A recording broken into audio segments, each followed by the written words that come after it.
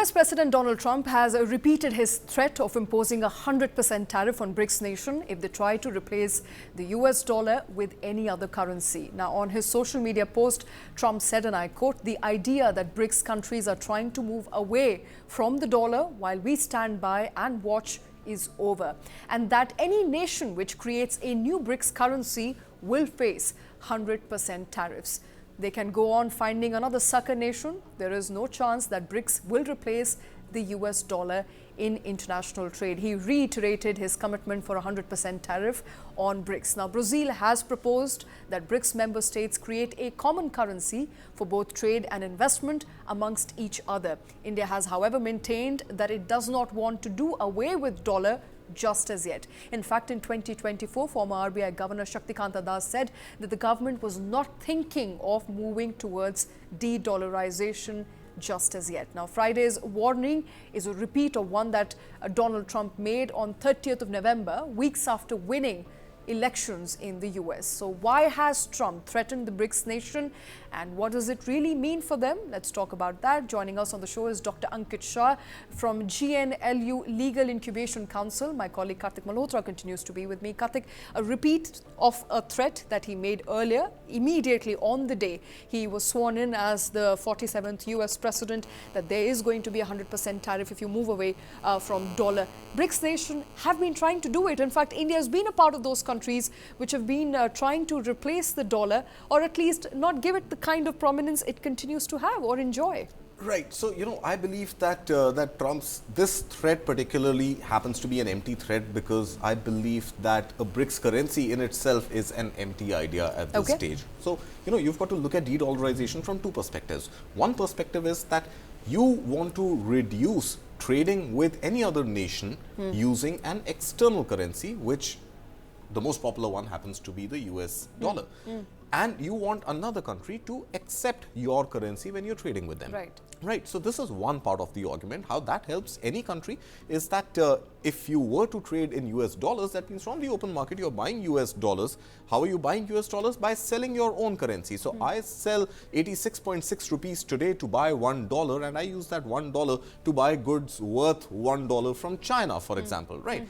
What this does is it weakens my currency because I'm selling my currency, and it strengthens the US dollar because I'm buying the US dollar from the open market.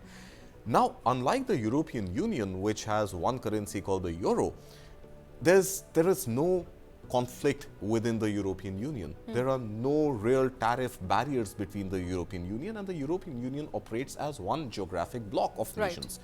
It is easy for them to have a central bank called the European Central Bank to manage and regulate that currency between all member nations. Now, in the case of Russia, China and India, and leave alone Brazil for now, or leave alone South Africa and the rest of the African bloc. But if you were to, and Indonesia, which has just recently been added. Now, if you want to keep a central currency for the BRICS nations, question number one is that where is the central bank going to reside? And what is going to denominate that currency? And I doubt that in the foreseeable future, at least, India and China, at least, even if you keep Russia aside, and having a common currency with Russia right now, in any case, is going to be frowned upon from the rest of the world. So India and China agreeing on which of the two countries will house a central bank in itself is a non-starter for me. Absolutely. Let me quickly get in Dr. Ankit into this conversation. You've been talking a lot about de-dollarization. Whether Donald Trump will make good on his promise, I think, is a secondary question. Is there room for de-dollarization? We got to understand that this entire concept of de-dollarization is about replacing your international trade with national currencies. So this very idea that there has to be some BRICS common currency to come up was an idea which was during 2022, when there were only 5 core members in the BRICS group. Now you have more than 10 additional members which are added to the larger BRICS plus, and the next BRICS summit will see more additions. So there is no scope for a common BRICS currency into an entity which is in an ever expanding mode. So I do not see a common BRICS currency coming up anytime soon. Second thing, this entire idea of tariff business which President Donald Trump has been talking about he is envisaging an America where prior to the establishment of the Federal Reserve, central banking, and prior to income tax, the major revenue for the US economy used to be tariffs on foreign goods. So there was no income tax in the US economy, and there was no reserve currency status for the dollar. So he's trying to go back to those times. So as I've been talking, he's looking at removal of income tax or a significant reduction of income tax, and impose heavy tariffs on all the goods that come enter the United States. I mean, he's set up a commission.